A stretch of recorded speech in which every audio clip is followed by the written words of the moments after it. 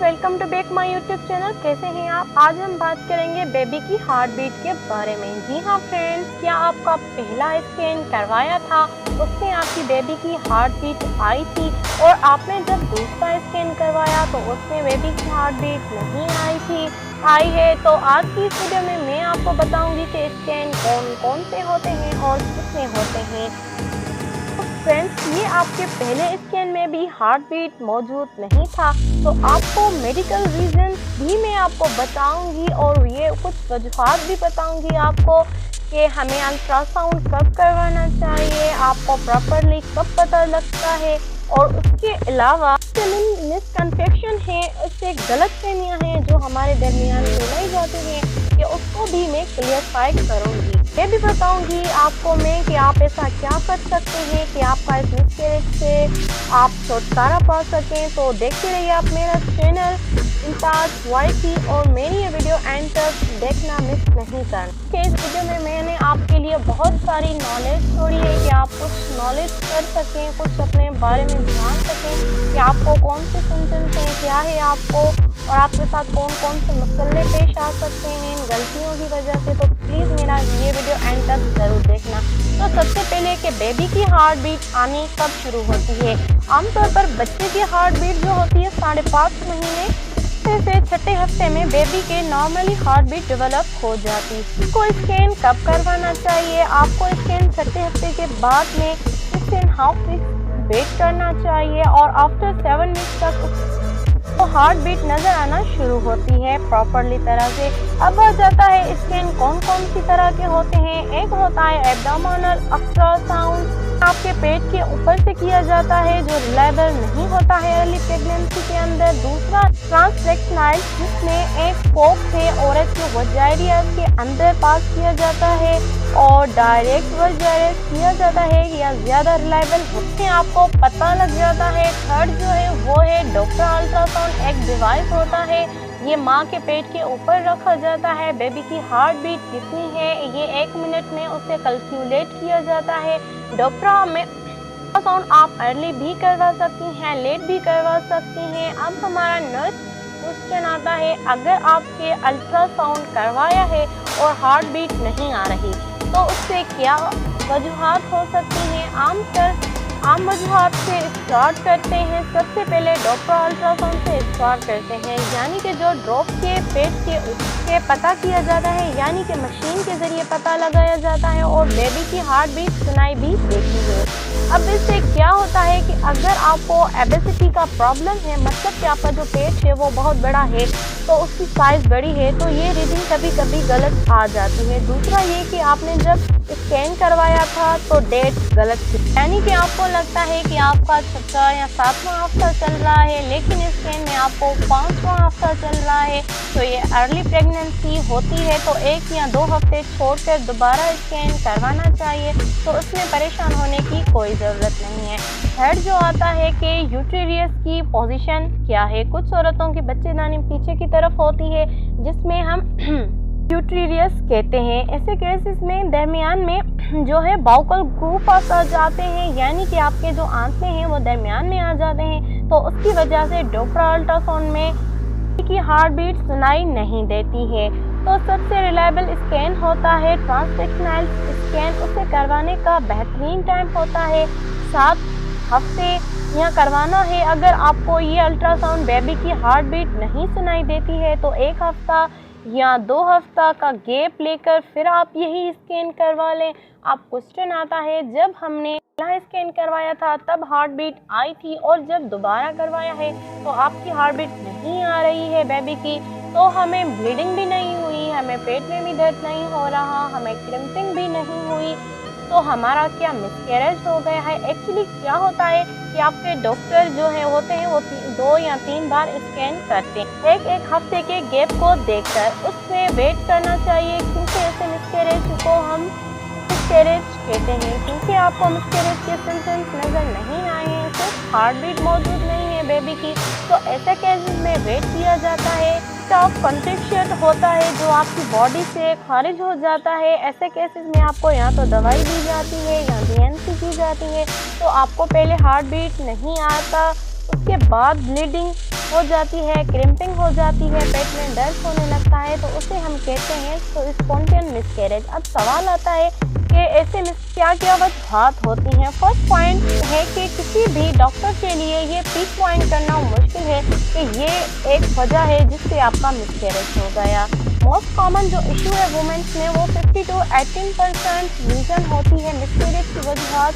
ये होती हैं क्रोमोसोम्स एब्नॉर्मेलिटी की वजह से। क्रोमोसोम जो होते हैं वो सेल के अंदर मौजूद होते हैं, उन पर जीन्स मौजूद होते हैं।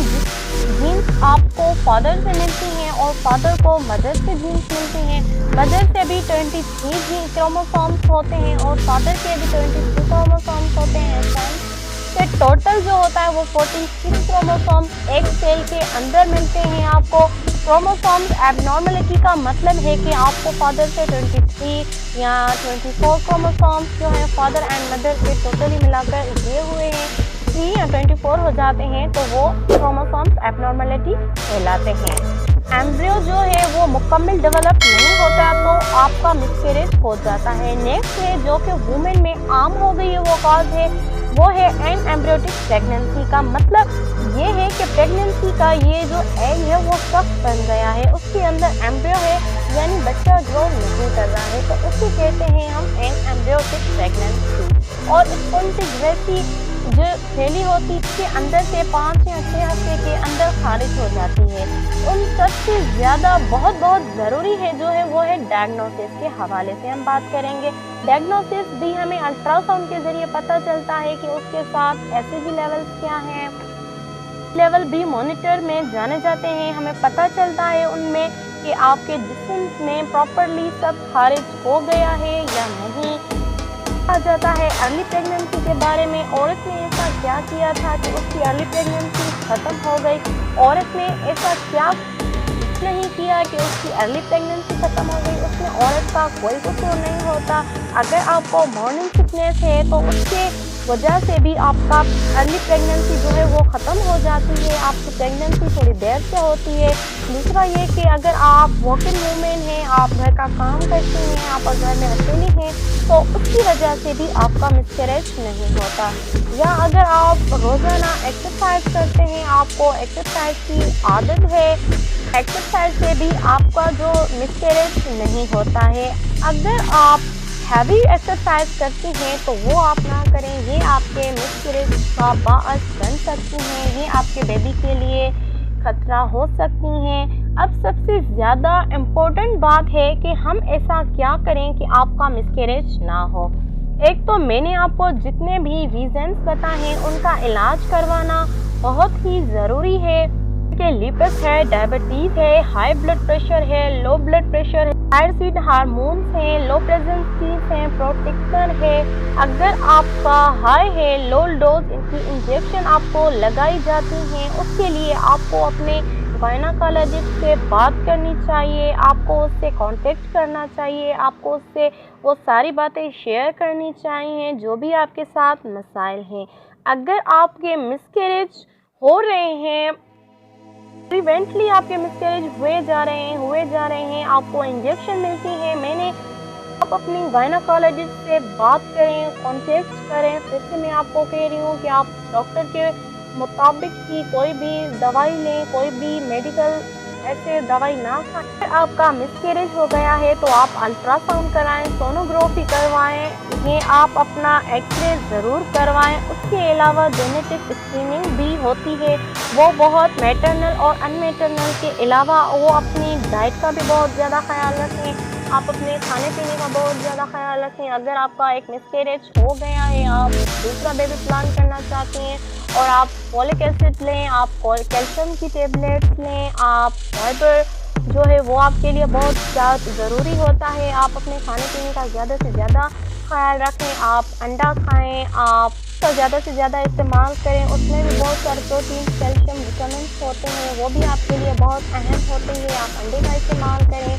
आप नेचुरल फ्रूट्स का इस्तेमाल करें, आप जो बाहर का फास्ट फूड है वो मत खाएं।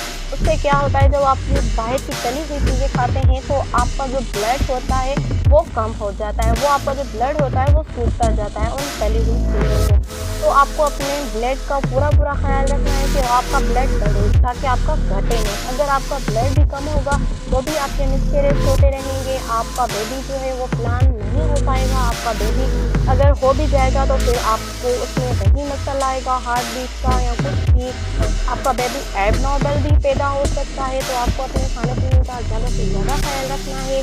आपको सीढ़ियों से चढ़ना उतरना नहीं होता है। अगर आपको मॉर्निंग सिकनेस है तो आप मॉर्निंग में मिल्क पिएँ, मिल्क में बादाम डालकर वो रात को रख लें और सुबह को उठकर उनको मशीन में ग्राइंड करके वो पी लें। फिर भी तो भी आपकी मॉर्निंग जो सिकनेस है वो ख़त्म हो जाएगी, मॉर्निंग वीकनेस ख़त्म हो जाएगी, आपके साथ जो भी मसाइल थे वो ख़त्म हो जाएंगे। आज की मेरी ये वीडियो यहीं तक की थी। अगर आपको मेरी आज की वीडियो अच्छी लगे तो मेरे चैनल को सब्सक्राइब ज़रूर कर दीजिएगा और मेरे वीडियो को लाइक ज़रूर